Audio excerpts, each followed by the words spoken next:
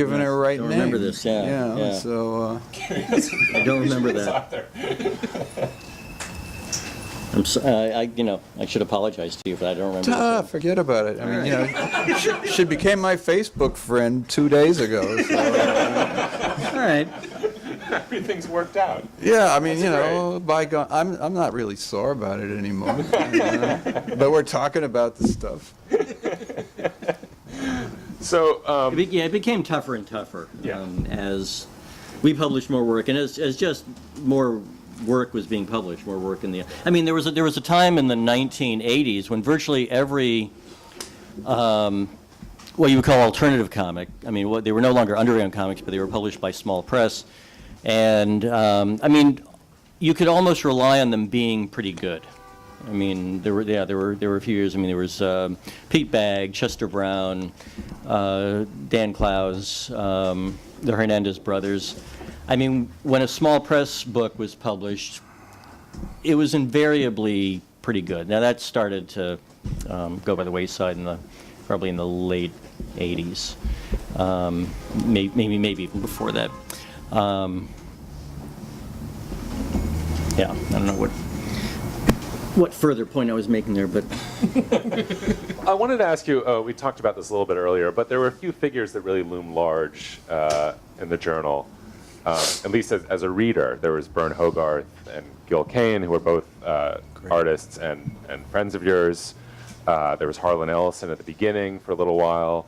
And I wondered if you could talk a little bit about these figures. And in the case of Hogarth and Kane, what was interesting about that to me is that they seem to inform your sensibility a lot as a critical thinker. You return to them a lot over many issues, but at the same time, you actually weren't that fond of their work.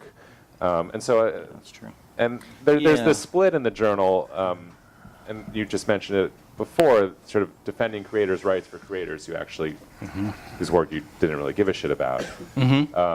So, what is that dichotomy, and how do you?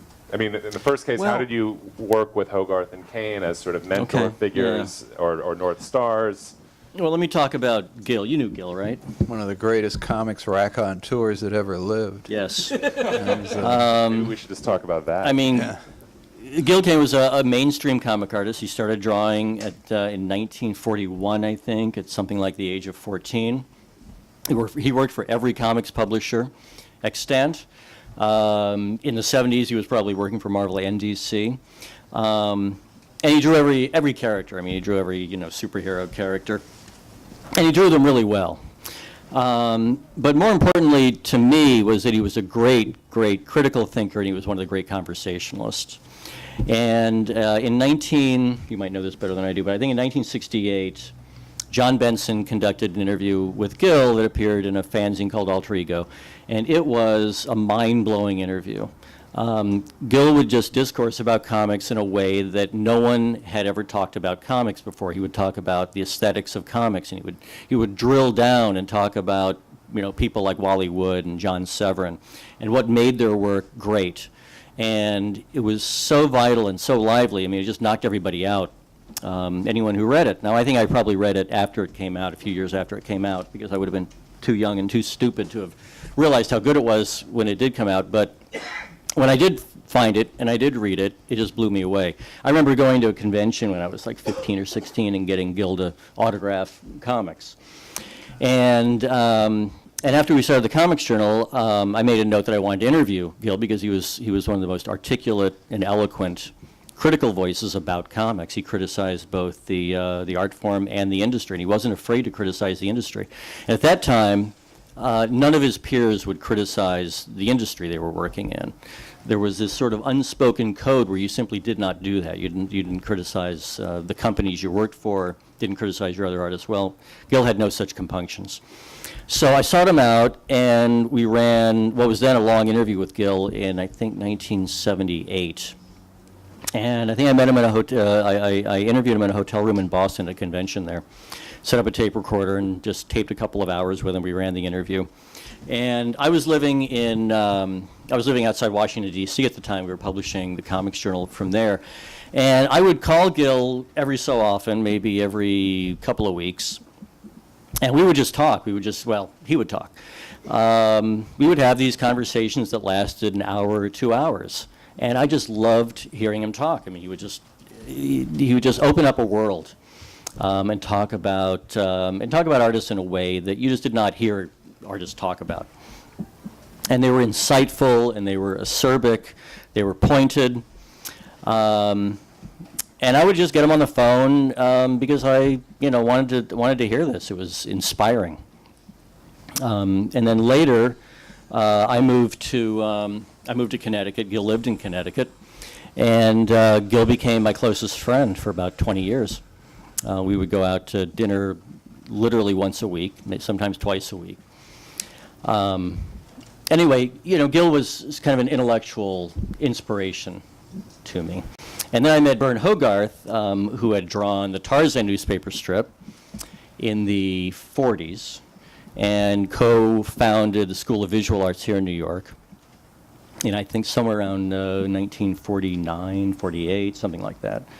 Sometime after the war, shortly after the war, he co-founded the School of Visual Arts.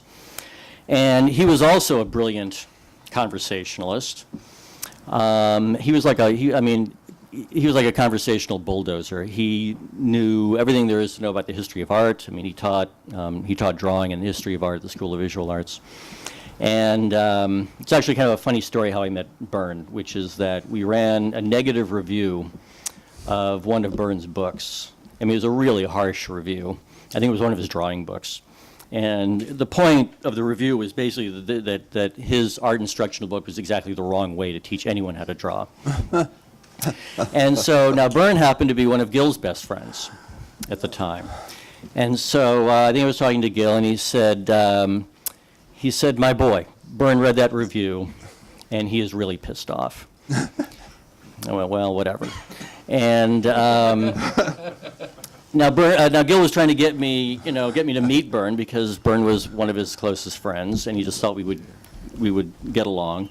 And so he somehow finagled it, so he took me over to see Bern at a picnic at Bern's place. This probably would have been around 81 probably around 81. And so, he said he smoothed things over. At least Bern is open to meeting me, but he will not forget that review. I said, okay. So I went over there and I met Bern, and the first 20 or 30 minutes of talking to Bern was like running a gauntlet. I remember him asking me it was like a test, and you had to pass the test or you were just doomed. And I remember him asking me some question about Ayn Rand that I had to answer correctly. I mean, he would just bring up references, from the last 1,000 years of art and philosophy. And I remember just being pummeled by questions and doing my best to answer them. And eventually, Bern and I became really good friends. And Gil and Bern and I would all get together at Gil's place, every couple of months. Gil's wife would make dinner. We would have a big dinner and just talk all night. It was pretty. I wish I had taped those conversations. They were amazing. So anyway, yeah, they were both in their very different ways, inspiring. And did you ever know Bern? I never met Hogarth, but I spent a few weeks working with Hogarth's anatomy, and it didn't do me a whole lot of good.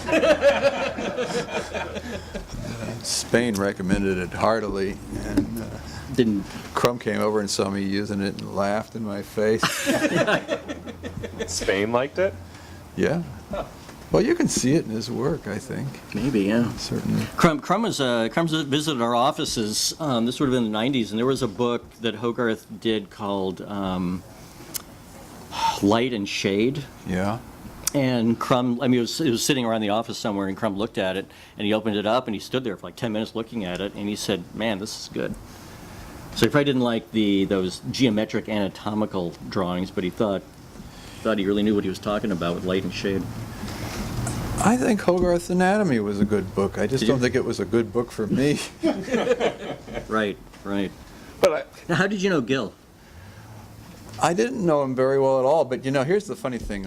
Gil Kane knew all the stories. And the way I got the stories was I got to be really good friends with Roger Brand, who worked as Gil's assistant. And so, secondhand, Roger Brand was like our comics university. I mean, he knew who penciled for Eisner in 1946, and this and that and the other thing. And it was great. And plus, he was such a great talker.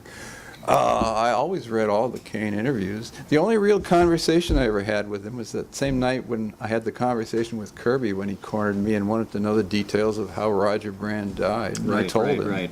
Yeah, he was very, very fond of Roger. I mean, I never met well, that was clear. Roger, but he was very, very fond of him. Yeah.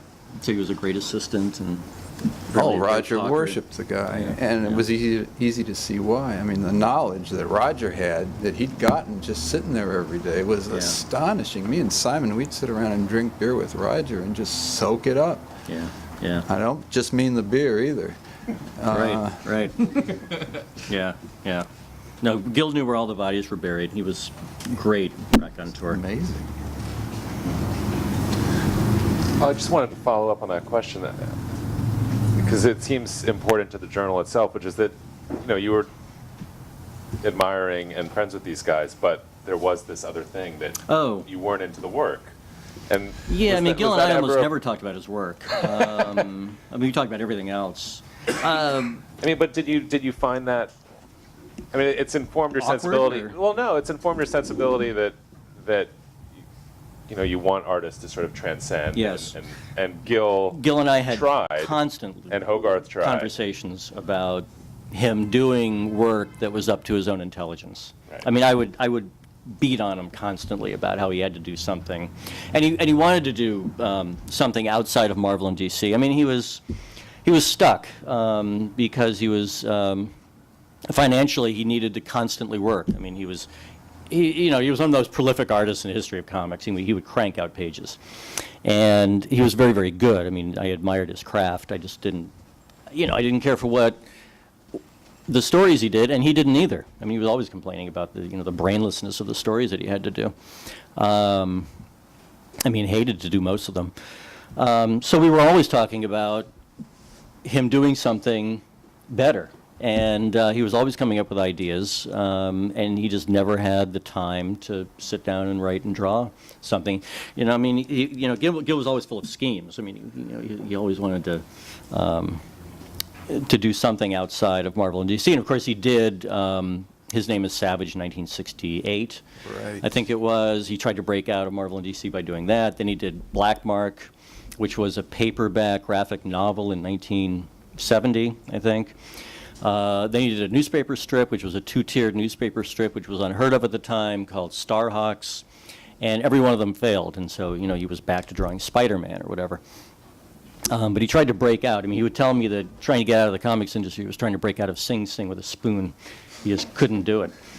But we would talk constantly about him doing something, better, more ambitious, something that you could actually enjoy doing and applying his enormous craft skills to.